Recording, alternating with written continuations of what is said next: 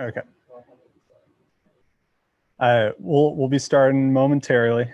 We're just waiting until the right time in case anyone hops in.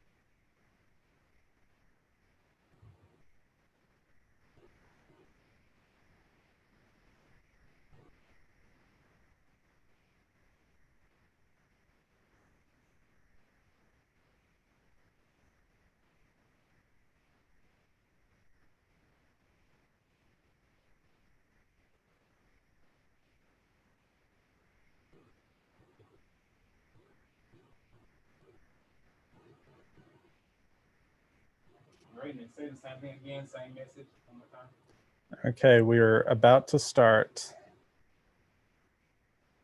Everyone have their audio good? Check, check, check. Can y'all hear us? Yep. Woo!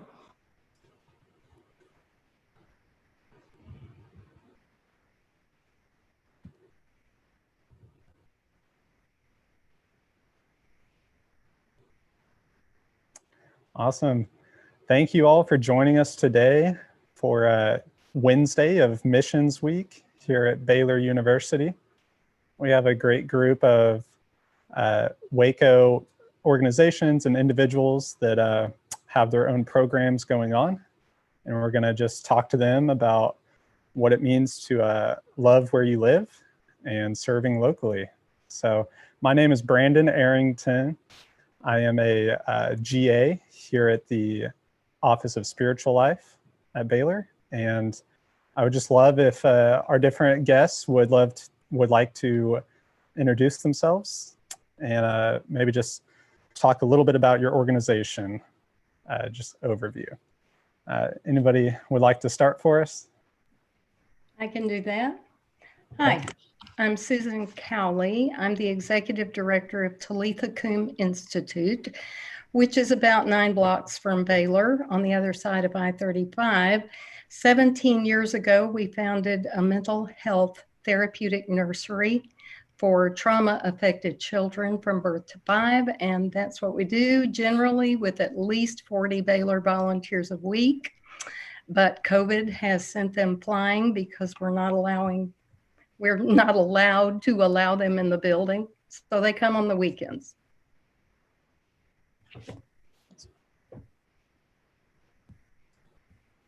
All right, I guess I'll jump in there next. My name is Matt Prine. I'm the Global Engagement Coordinator for a missions agency named WorldVenture. We're actually based out of Denver, Colorado, but we have workers all over the world, including stateside. We've been in operation since 1943. We are currently serving in about 65 different countries, and we've got around 550 workers on the ground at any given time. And I'm here because serving locally is a passion of mine. Not only do I work with WorldVenture as a global engagement coordinator, I'm a pastor at my local church. I'm in Texas as well, in Bryan. And so our passion and our view of serving locally is that if you're not serving locally, you're not going to serve globally when you get overseas. So that's why I'm here. I'm glad to be here and glad to be a part of this conversation. Thank you. Go ahead. I'm Joni from Waco Habitat. We are a global nonprofit. Our mission is to create and advocate for people living under the poverty line internationally, but specifically here in our community in Waco. So what we do is build homes with our homeowners throughout the year.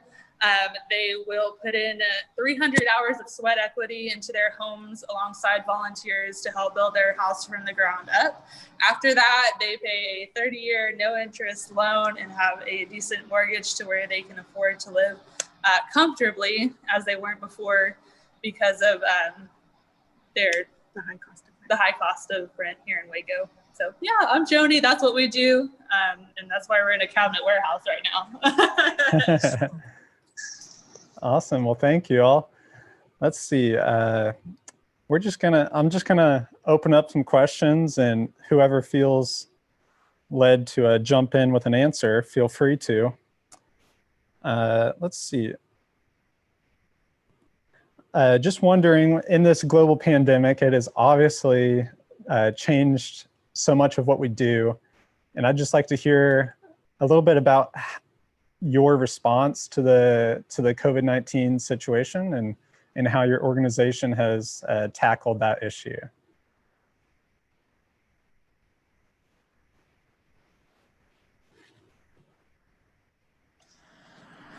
I'll be happy to help out with that one. So we actually shut down volunteering for a month over the summer because of COVID, but we recently opened them back up. We're taking precautions such as wearing masks at job sites. One of our job sites is a store, so you are required to wear a mask whenever you work there. We have gloves and Germ-X available to anybody that volunteers and customers. We've closed off our bathrooms, and we've also limited our volunteer shifts to 5 people per shift, just to limit the rate of exposure if anybody were to have them coming in. And at Talitha Koum, we have volunteers from Baylor who are coming. They are coming now when we are closed because the governor's orders allow them to come after children leave in the afternoon or on Saturday. So our groups from Baylor are still coming.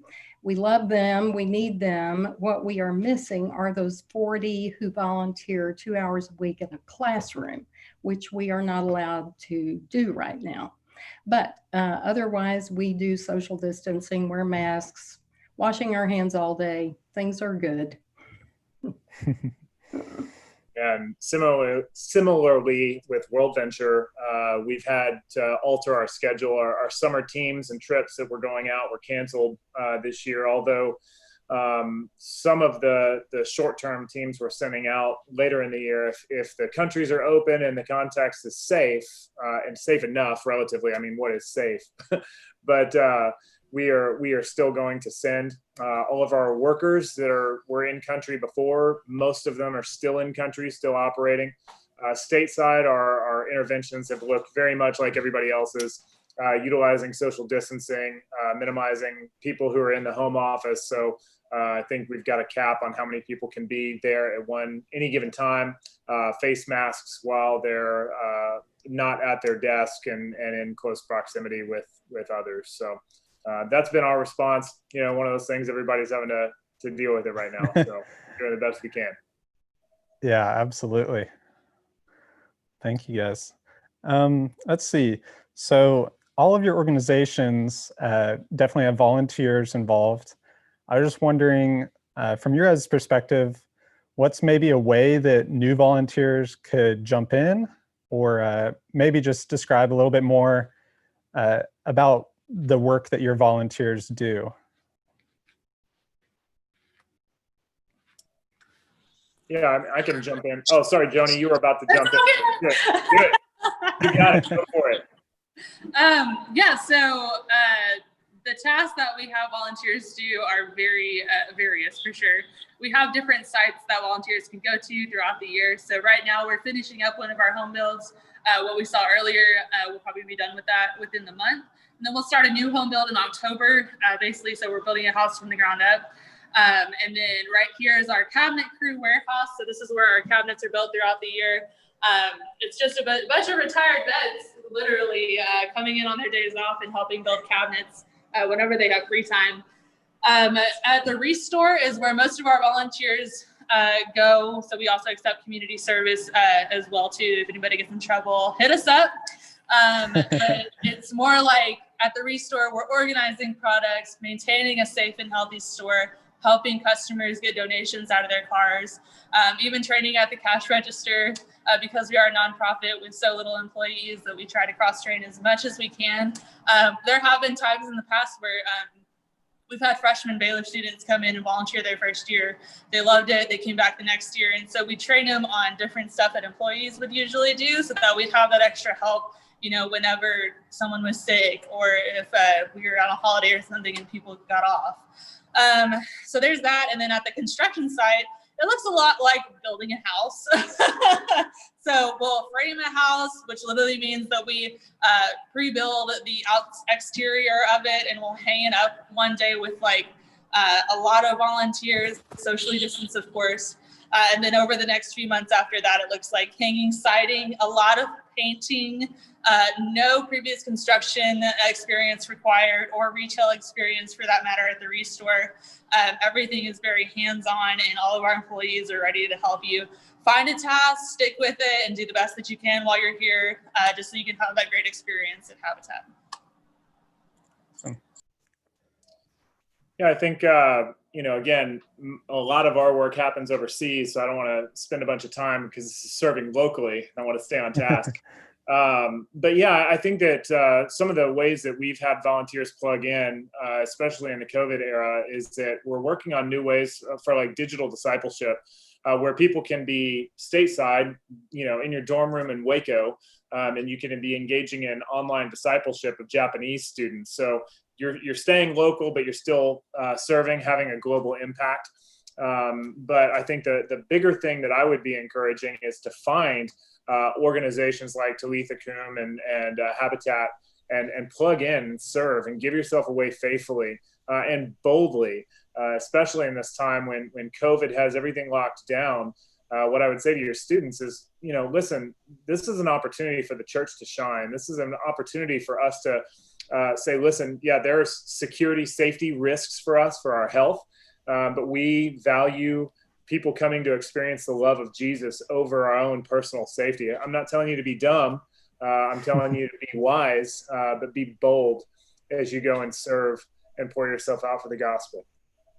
I agree, Matt. At Talitha Koum, we have volunteers from Baylor who come and do everything from gardening to painting our mural outside, and they sterilize classrooms. Right now, we already have 3 groups coming Tuesday evening or Tuesday afternoon, Thursday afternoon, and Friday at noon to completely sterilize every item in a classroom. What that does not only keeps things clean, but our teachers get to spend more time doing their lesson planning because they're not sterilizing everything in sight. So that's a great joy to us, but it's also that when students come, they are wonderful at organizing things, and they're great at sorting donations and deciding what to keep, what to throw. And we really give them a lot of wide berth on that and don't stand over it. They take charge and they get it done. It's really great. Yeah, Susan, I love that. And sorry, I'm going to jump in if that's okay. One of the things that I want to encourage students with, because I think we get this idea about serving and missions and ministry and all of this. We have this idea that we have to kind of be out front or actually, you know, connecting with somebody personally, sharing the gospel for it to be ministry. And I've been a pastor for a long time. And one of the things that I've come to realize is that there are, you know, sometimes mundane things like sterilizing a classroom. And we don't see how we can connect the dots. How does sterilizing a classroom connect with the gospel? And I had the same struggle with our church. We had our church that we would have our members actually come and clean the church, and connecting the dots of how does scrubbing a toilet equal gospel ministry?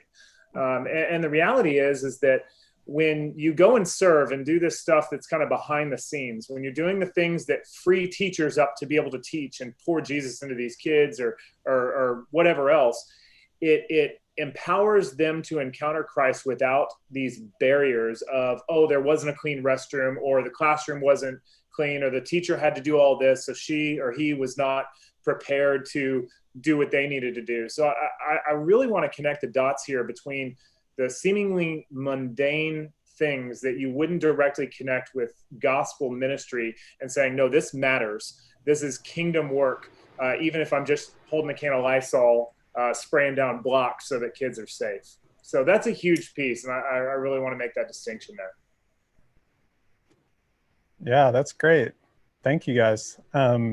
Just digging a little bit deeper, you guys have touched on it, but during this pandemic, what are the needs that you guys are seeing around Waco specifically? You guys talked a little bit, but maybe just from Talitha Koum or maybe Habitat, what are the big needs of Waco right now? Well, that's difficult. It matters from time to time whether families have a stimulus check or they're broke, but they're broke again. They're broke immediately because they already owed so much money. When they got the stimulus check, it was gone.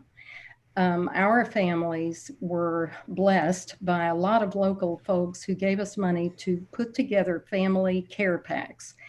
And they included everything from food, ham, potatoes, things, just staples, and diapers, toys, books. So we did that for about 2 months until those designated donations ran out. But now we're back to needing to do it because our families are really stressed, really strapped. And I think the ministries that are working for the poor of our community are really seeing how this stress on the family is causing so much toxicity that there is increased violence. And you can't imagine what it means to a family for you to show up with a care pack. There's something about it that not only says we care about you, but there are moments of joy left in your life. There's something of surprise left, of delight left that will come your way. They need all the encouragement they can get. So ministries that are being supported by people who help them to give encouragement is everything right now, everything. Thank you. Anyone else have something on that?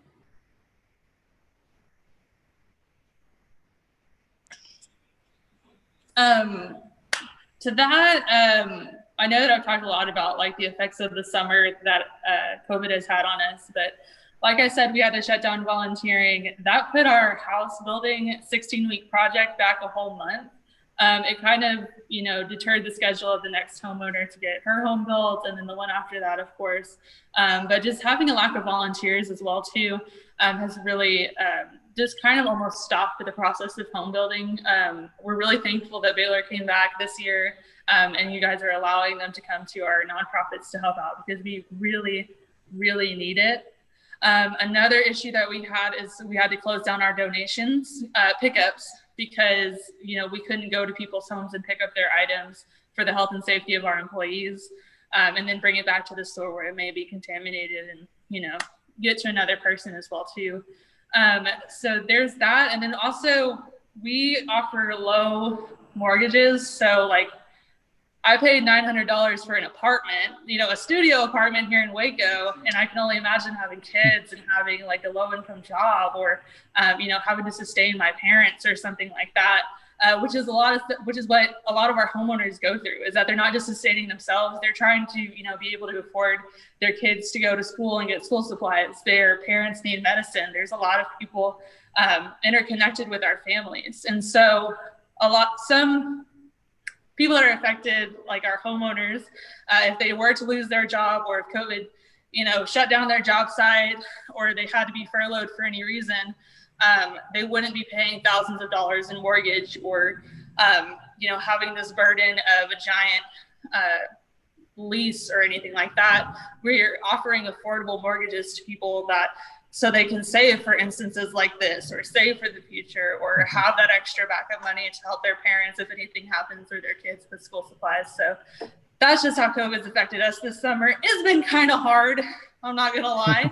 But again, I'm super thankful that Baylor decided to come back even, partially in school and at class and stuff. It has helped us out tremendously with, the progress of our home builds, as well as just the thriving of the Restore and our donations.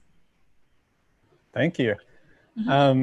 Another thing is I personally love to hear stories, and I think they are powerful in sharing the motivation or the work of an organization.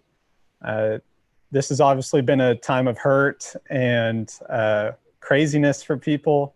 Do you guys have any stories, testimonies maybe that you'd like to share that have just kind of share the idea of what your organization can do to serve locally?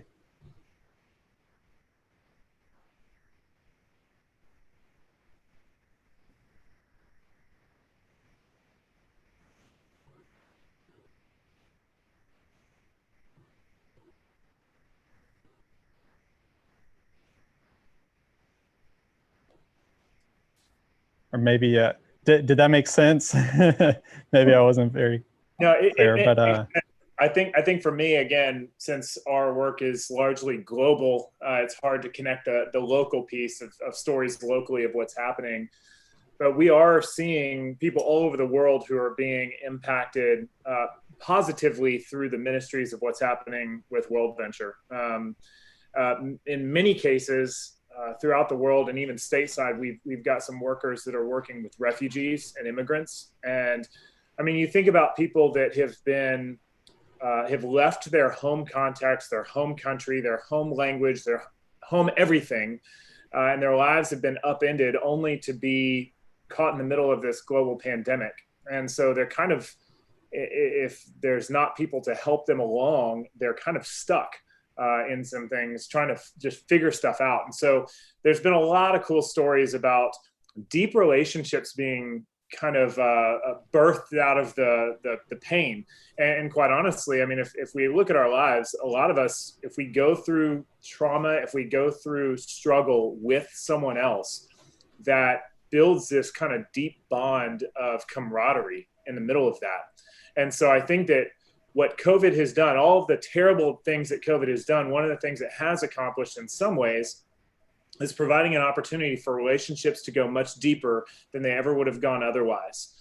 To have conversations about these bigger conversations about God and where our trust lies, and be able to minister to people that are, in need and don't have that support of family or their familiar settings right around them. So I know it's a bit vague, and I apologize on that. No, that's how we've seen it happen a little bit through WorldVenture. But I'd love to hear about what's going on with Talitha, Koum, and with Habitat in that respect. Well, and I hadn't thought of it this way. I was trying to think, of a Baylor student story, but that's not what you're asking.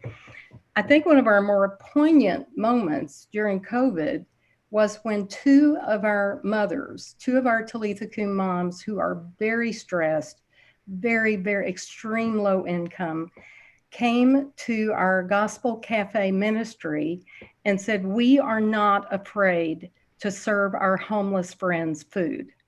And that made all the difference for us at the Gospel Cafe, because so many of our volunteers are older adults who had to be very cautious, very careful. So here are these two girls with bandanas tied on, carrying out food to our homeless friends who stood in a long line around the block waiting to be fed. And we had to shut down until the governor allowed us to reopen. But we could not have reopened without those two 30-year-old young women who said, we will do this. And they were faithful. They were there every day until their kids went back to school.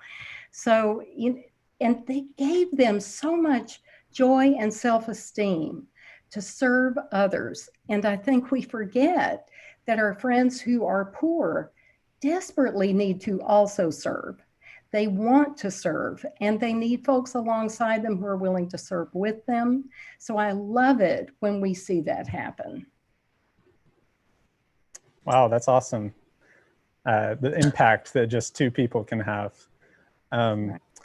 Unfortunately, we're running out of time. So just to wrap up, I'd love for each one of you to talk a little bit about the best way a student or volunteer could get in contact with you or volunteer with you? You know what? They could, we have a volunteer page on our website, and they have been using it. There is an autofill form just to say, here's how I would like to volunteer. But I want to say this to students, because this is why I signed up to do this. If you remember nothing else from today, I want you to hear me. You are going to have a career. You're going to have a career and possibly a family. And someday you're going to say, oh, you know, I could volunteer when I was a college student, but I just don't have time anymore. I just can't do it. I want to encourage you to remember that you volunteered in college when you had tons of responsibilities, lots of things going on in your life. You still volunteered. When you are an adult, one of the most critical things you can do for your company, your family, is to keep volunteering. If it's 2 hours a week, keep volunteering. If you have to go to HR and say, does our company offer an on-the-clock volunteering once a month or once a quarter, keep saying it, keep asking the question, because you may be the very one who causes your company to change its policy towards volunteering. That is a critical thing for local volunteering. And I don't want you to ever say, oh, I don't have time, I have kids. Take the kids with you. The kids need to know about volunteering, and they get such joy from it. So that's the mama bear talking. Thank you for that word. You can reach us at www.wacohabitat.org/volunteer to sign up for your volunteer shift. Or you could reach me at joanie@wacohabitat.org. My door is always open. Amazing. Oh, that's great. I love that. So I put my email and cell phone number in the chat box so you could follow up there. But here's what I'll tell you. WorldVenture has a lot of opportunities to serve. Even, again, you can serve internationally while you're in your dorm room in Baylor. But if you call me and touch base with me and say, hey, Matt, how can I serve locally? The pastor in me is going to do a couple of things. I'm going to say, what's your church doing? Because hopefully your church is engaging. Hopefully your church is playing a role in the community. I'm a friend of Jamie Hips, who's the missions pastor over at Highland Baptist. I know they're doing some great stuff. So get connected to your church. Touch base with Susan. Touch base with Joni. Figure out an actionable item that you can make yourself a part of. And I would absolutely agree with you, Susan, on the fact of set these priorities for service now. You're at a point in your life where you're going to establish your rhythms of what is important to you. So serving, giving, pouring yourself out for others. And if you're not doing that now, when you're 5 years into your career or you're into your marriage and you have kids and all of that, it's going to be much harder to add that on later. So right now, while the equation's much more simple and it's just you, make a habit of this. And again, I think if we're going to see generations of Christians raised up who are passionate about loving others, embodying Jesus, that incarnational ministry in our community, then it's going to have to start with us, because you're not going to transmit to your kids and to others that you're leading something that you don't do. So it's an ethos that you've got to build early and young in your walk with Christ. And as a college student, this is a great time to do that. So find a way to serve and go do it. Absolutely. Well, thank you guys all so much for this time. I wish we had more, but thank you again. And thank you for being a part of Missions Week. And hopefully we can get some Baylor students partnered with these organizations. So you guys have a great day, and we will talk in the future. Thanks. Awesome. Thank you so much. Mhm.